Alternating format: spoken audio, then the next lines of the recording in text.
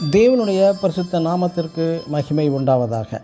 இன்று நாம் தியானத்துக்கு எடுத்துக்கொள்ள இருக்கிறதான வேதவசனம் அப்போஸ்தலர் நடவடிக்கைகள் 21ஆம் அதிகாரம் 25ஆம் வசனம்.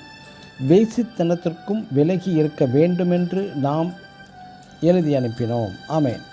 இங்கு அப்போஸ்தலனாகிய பவுல் சீசர்களுக்கும் ஊழியர்களுக்கும் எழுதும்போது வேசித்தனத்திற்கு விலகி இருக்க வேண்டுமென்று எழுதி அனுப்புகிறார்.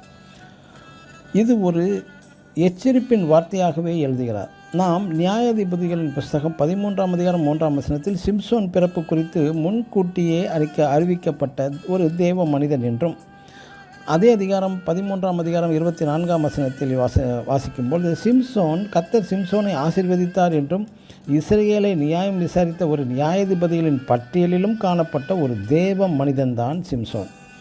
ஆனாலும் சிம்சோனின் முடிவு பரிதாபமாகவே இருந்தது. இதன் முக்கிய காரணம் அவனது வேசித்தனமே.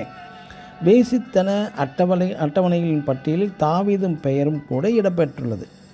இன்னும் கூட அநேக ஊழியர்களை தேவன் ஆசீர்வதிக்கின்றார், தேவன் உயர்த்துகின்றார், தேவ நாம மகிமைக்கு. ஆனால் மனிதனோ கண்ட்ரோல் என்று இச்சைக்கு அடிமையாகி வேசித்தனத்துக்குள்ளாக சீர்கட்டு விடுகிறார்கள்.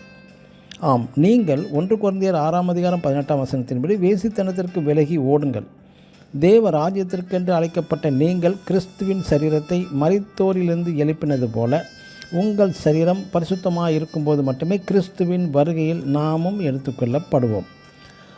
ஆகவே பிலிப்பியர் 2ஆம் அதிகாரம் 12ஆம் வசனத்தில் சொல்லப்பட்ட வண்ணமாக அதிக பயத்தோடும் நடுக்கத்தோடும் உங்கள் இரட்சிப்பு நிறைவேற பிரயாசப்படுங்கள். ஆகவே அநியாயமாய் செய்யும், அக்கிரமம் செய்யும், அசுத்தமாக இருக்கும் ஊழியரை குறித்தோ மற்ற சக விசுவாசிகளை குறித்தும் புலம்பி நீங்கள் கவலைப்பட வேண்டாம். வெளிப்படுத்தல் 22ஆம் அதிகாரம் 1ஆம் வசனத்தில் பரிசுத்த வேதம் சொல்கிறபடி, அநியாயம் செய்கிறவன் இன்னும் அநியாயம் செய்யட்டும், அசுத்தமாக இருக்கிறவன் இன்னும் அசுத்தமாக இருக்கட்டும், நீதியுள்ளவன் இன்னும் நீதி செய்யட்டும், பரிசுத்தம் உள்ளவன் இன்னும் பரிசுத்தமாக இருக்கட்டும், கரை திரை முதலான யாவும் உங்களிடத்தில் காணப்பட வேண்டாம்.